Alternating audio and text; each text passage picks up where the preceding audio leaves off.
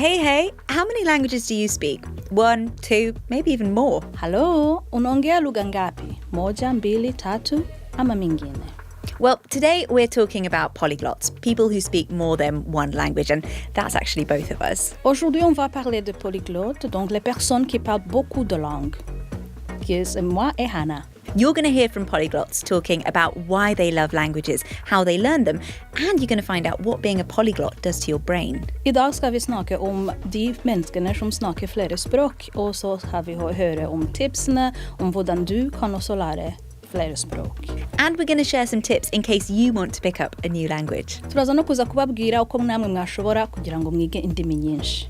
I'm Hannah Gelbart. And I'm Victoria Uonghunda. And this is What in the World from the BBC World Service. So Vic, most people in the world speak more than one language, and there are loads of countries that actually have more than one national language. That is not the case here in the UK. We're not known for our language learning abilities, but we do learn languages at school. I learn French and Italian at school and Spanish, and I study Spanish and Portuguese at university. What languages do you speak? So I usually say, when people ask that question, because I speak 5, but I try to say I understand 8. 8? Yeah. Go on, give me the list. There is a cheat list on that. So my mother tongue is Kinyarwanda, from Rwanda, and French, which I learned from young age, and Swahili, and English, which I learned at the same time when we moved to Kenya, and Norwegian. So the other 3 is because Swedish and Danish, they're kind of similar to Norwegian, so I can understand. Like Emilia, who is part of your team, when she's speaking Swedish, I'm speaking Norwegian, we understand each other perfectly well. Same with Kirundi, which is the mother tongue for people in Burundi, which is similar to Kinyarwanda, so hence 8.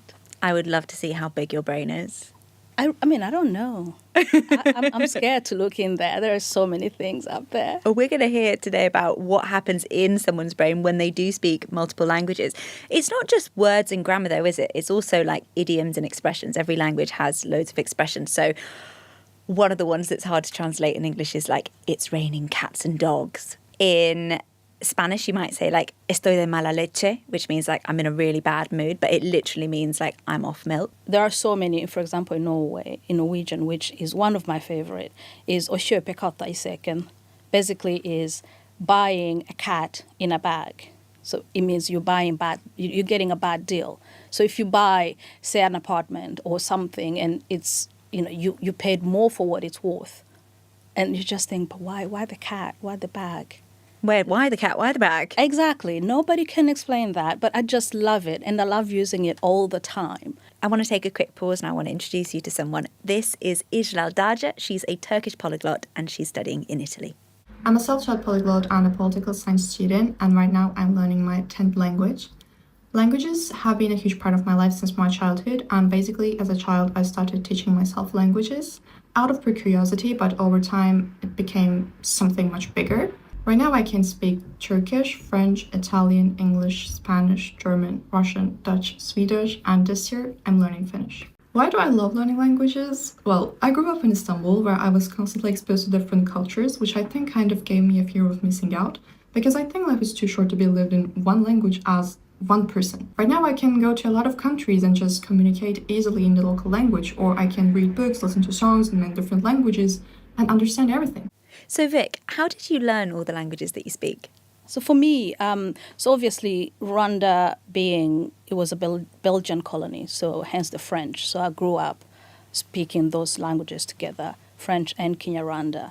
And then obviously with the history of the country, having to flee, having to leave, go to Kenya, they don't speak none of those 2 languages. So you have to learn. It's a necessity for your survival, for you being there. So we learned Swahili and English at the same time. So we were in schools, at least me and my siblings. We were in school where you are going to school where you're learning all these other subjects in a language you've never spoken before, but at the same time as you are learning it.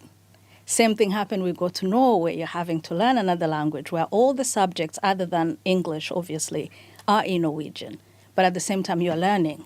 You're going through I am going to school. Well, at the same time, you're meant to understand history in this language. Like in Kenya, I figured the quickest ways to learn is to be in the streets, is to be with the kids in the neighborhood, is to go to the market. Market is the best place to learn the language, because you learn the intonation, you learn how people speak, how people behave, and you can also watch and learn. And obviously being in Kenya, people are speaking in various languages and you pick up, but usually Swahili is the language that most people use because they have other different languages. So it's the language all people have together. And it came easily to me because I was able to kind of be with the neighborhood kids and, be in school and pick up the words that people are using and they're saying. And of course, in class, they will be like, well, that's not the correct word for this. So you kind of have, as you did in school, you have the proper way because you're having a teacher with you. And the good thing about being in Norway and learning Norwegian is everything we consume in terms of TV, films, it's all subtitled. Mm-hmm. So if it's a film in German, it's in German. Everything else is subtitled. So because we had learnt English and we could understand English, it was easy to hear, whether it was Friends, whether it was Titanic, whichever was, when we came at the time. You'll be able to understand the English, but you can see the words in Norwegian, which help. There are so many benefits to learning multiple languages, like you say, surviving, thriving in multiple communities. You can travel, you can connect to people. Now there is a bunch of research that shows that being bilingual or multilingual is actually good for your brain. And here to talk about that is Professor Frédérique Liégeois. She's a cognitive neuroscientist at University College London. Growing up in a bilingual or multilingual environment can have many advantages for your brain. This is because it triggers what we call brain adaptation. The brain is changing its shape and efficiency to adjust to the environment. Babies, even before they speak, have to tune into the languages around them to make sense out of what people say to them. And then when children start to speak several languages, if you think about it, they have to focus on one language and ignore another one where they're speaking. They also have to be able to switch from one language to the other, depending on who they're speaking to.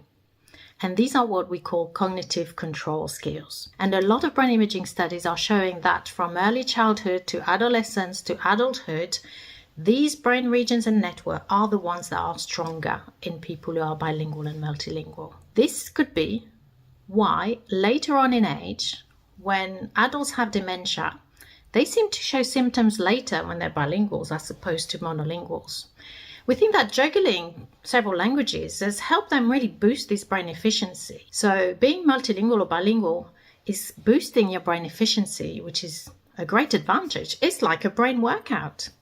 So there are like medical benefits as well. How has being able to speak multiple languages influenced your life? Like, how has it improved your life? The benefits are you get to meet so many different people, and language is an opener. It's an icebreaker anyway. I'm sure you've noticed when you've traveled, right? So whenever I go, one of the best countries I love to travel to is Italy. I do not speak Italian, but the moment you just say buongiorno, come vai, and you just start speaking, they think, oh my God, she speaks our language, and they start speaking. I'm like, I really don't. But they are so warm and they're so happy. They want to, because that is the connection, and that's the humanity that I find is the greatest benefit. And obviously, whether I'm traveling for work or for pleasure, it's just meeting people, hearing their stories. And the moment you've broken that ice, it's great. And also for me, I find that my memory is sharper because obviously so much is happening. As you said, you don't want to know how big my brain is. I really don't either. But I'm on top of things. Yeah. Maybe it's because of how I was made, but I also think some of it has to do with the fact that I can switch in various languages. And also there are codes that come with those languages and the cultures that are connected to the languages. Of all the languages you speak, I'm fascinated by the Norwegian connection and how different that must have been from all of the other languages that you spoke up to that point. What was it like when you moved there, when you had to learn it, and how different is it? It's actually, of the 5, let me discount Kinyarwanda, of the 4, Norwegian is the easiest. Easiest? Yeah. In the sense that the way they conjugate is straightforward. Mm-hmm. Whereas in French, for example, you've got 16 ways of saying or using a verb. Norwegians have simplified matters. It's you've got your present, you've got your past, maybe near past, you've got your future. Let's not complicate life. So you will say, I go, you go, we go. She goes, he goes. No. In Norwegian is jeg går, du går, han, hun går, vi går, de går. So, and same if you're going to go to the past. You just have to do yik, and... You learnt it as a teenager, but your parents had to learn it as adults, which I imagine was so much harder. Oh my God, I look back and I don't pity them because first of all, you're having them coming into a new culture completely from everything they've ever known. They were well-traveled before, so it wasn't like a big culture coming in, but the language is new, the way of being is different to what they were used to, and now you're putting on top of it language. These are people in their 50s, but they soldiered on because as much as we have English and everybody speaks and understands English from 3 upwards, Norwegian is the only language that you can use and you will need to use if you choose to stay and live there, because everywhere you go is Norwegian. It's their language. It's the language that is used. So if you want to work, if you want to live there, you have to learn. And they did. I give them props because it wasn't easy. But because, again, I think also with us kids, because we had seen what they had done with our mother tongue, so it was just easy we picked it up quite quickly. So if they were making a mistake, making a sentence, because obviously they're having to think, how is a sentence built in Kinyarwanda or French or Swahili? Now they have to rethink, and then you find it's different. And it is different in the way sometimes Norwegian can be. So we're also helping them along the way. So it kind of a way of paying back. You helped us get to this, to keep our mother tongue, and here we are going to help you kind of find a way to navigate this new reality. So it was a challenge, and they rose to it. They sound really inspirational, actually. I mean, they are my parents. They're amazing. They are amazing. And the fact that it is harder for adults to learn languages is backed up by the science. So let's hear from Professor Liégeois again. Learning a new language at any age will have some advantages because it's a brain workout. And in older age, we don't use so much of the regions involved in memory, learning new skills, learning to articulate. So by learning a new language, you're going to use those brain regions and networks. So you give yourself a chance to strengthen those connections and improve your brain efficiency. So at any age, learning a new language could be the key to really maintaining your brain health for much longer. Well, no matter how old you are when you learn a language, we all dream, right? And I don't know if you've had this experience, but when I'm immersed in a culture or spend a long time somewhere, I start dreaming in different languages. What languages do you dream in? Oh, Hannah. You know what? I really rarely think about what I'm dreaming in because there's so much is happening. But B, also depends on who is in the dream. Yeah. So if it's my family members, because obviously, other than my sister in Germany who has another language that none of us have, when we are together, it's a mix of everything. So if one starts saying something but this word is not coming quicker, they know that they can use this language. So if I have them in my dreams, it's just a cacophony of languages. Everybody's speaking this, everybody's saying that, but we all understand. And if it's my childhood friends, it's definitely in Kinyarwanda, despite the fact that we either live in Norway or we've met again in the UK or we've met in America or it just kind of automatically goes to the individual in the dream. And I don't know about you, but I learned all of my languages quite a long time ago.